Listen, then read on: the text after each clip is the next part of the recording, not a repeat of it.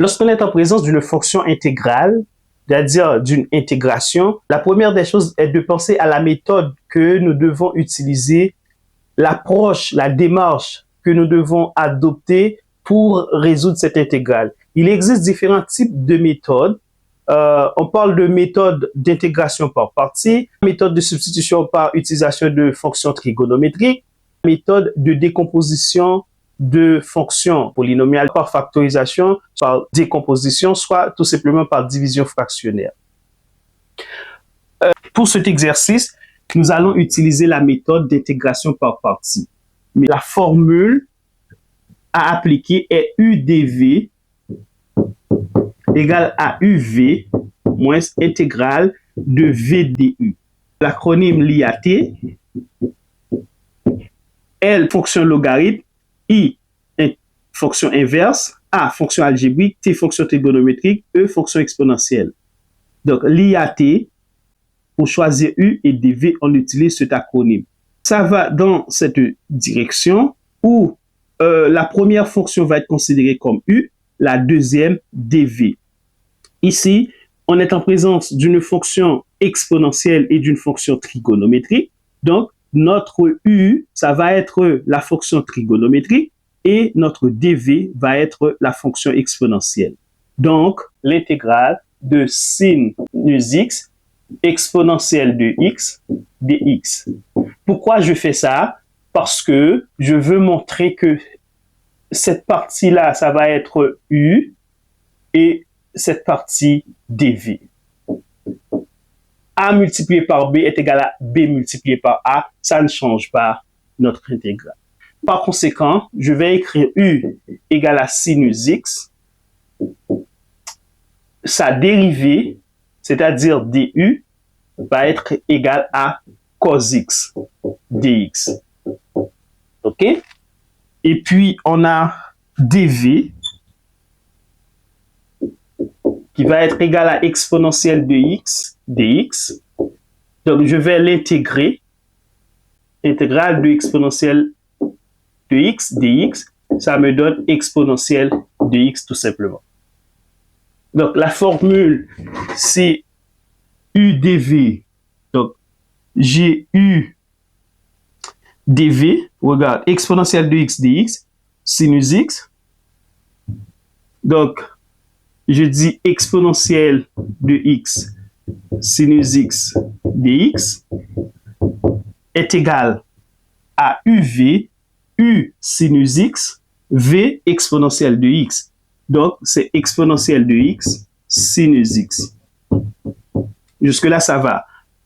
Moins intégrale de v du. V, c'est exponentielle de x. Du, c'est cos x dx.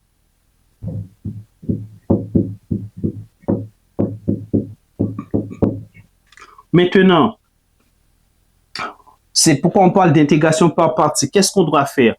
On doit intégrer maintenant exponentielle de x cos x dx. C'est-à-dire, on doit chercher l'intégrale de tout ça.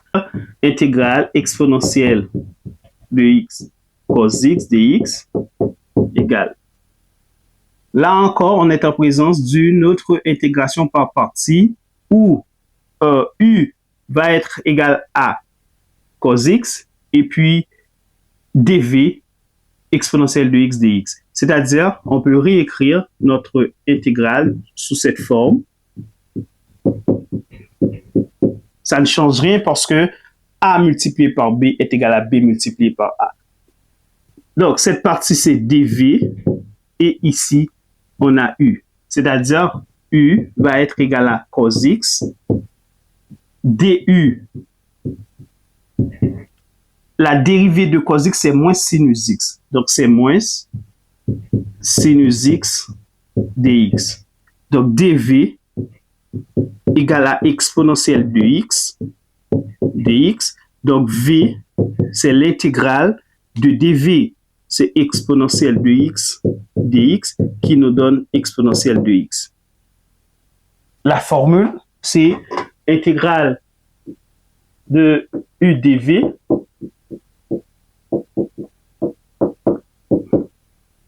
donc uv c'est exponentielle de x cos x moins v du. V, c'est exponentielle de x, ok, moins intégrale de v du, c'est moins sinus x dx, moins sinus x dx. Très bien. Donc, on a moins par moins qui nous donne plus. Par conséquent, exponentielle, intégrale de exponentielle de x cos x dx va être égale à exponentielle de x cos x plus intégrale de exponentielle de x sinus x dx. OK? Donc, on va remplacer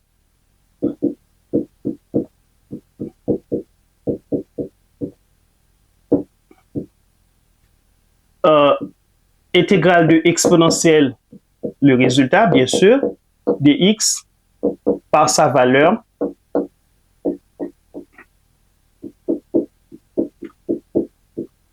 dans, on va l'appeler en haut delta. Par conséquent, intégrale de exponentielle de x sinus x dx va être égale à quoi? À exponentielle de x sinus x que nous avons ici, moins le résultat de l'intégrale de exponentielle de x cos x dx, c'est exponentielle de x cos x, ok?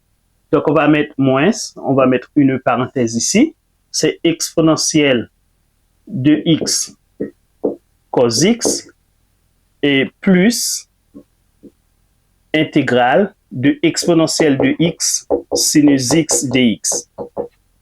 Très bien. Maintenant, si j'enlève les parenthèses, n'est-ce pas? Donc, on va changer aussi le signe ici. OK? C'est bien. C'est clair. OK? Par conséquent, on a intégrale de exponentielle de x sinus x dx égale à exponentielle sinus x moins exponentielle de cos x moins intégrale de exponentielle de x sinus x dx.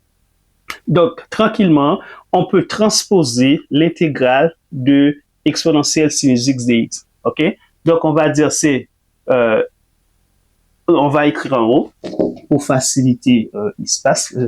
On va écrire ici notre intégrale de exponentielle de x sinus x dx. OK, on transpose moins intégrale de exponentielle de x sinus x dx.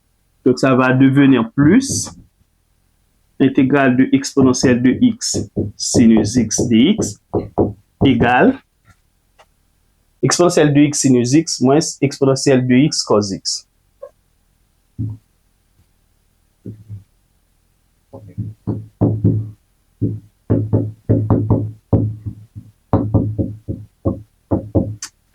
Donc, on a 2 intégrales de exponentielle de x sinus x dx égale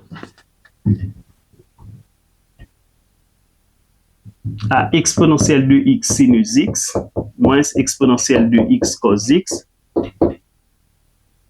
OK? On peut diviser les deux membres par 2. Faisant ainsi, on va avoir intégrale de exponentielle de x sinus x dx. Et puis ici, on va dire c'est exponentielle de x sinus x moins exponentielle de x cos x sur 2. Mais il faut maintenant ajouter c. OK? Donc, ça va être notre résultat. Ou bien, on peut écrire tout simplement exponentielle de x sinus x égale à 1 demi facteur de exponentielle de x sinus x moins exponentielle de x cos x plus c. Ça, c'est le résultat. Merci beaucoup. J'espère que vous avez compris. Donc, je vais vous donner rendez-vous à la prochaine pour beaucoup plus de problèmes ou d'exercices d'intégration. Bye bye.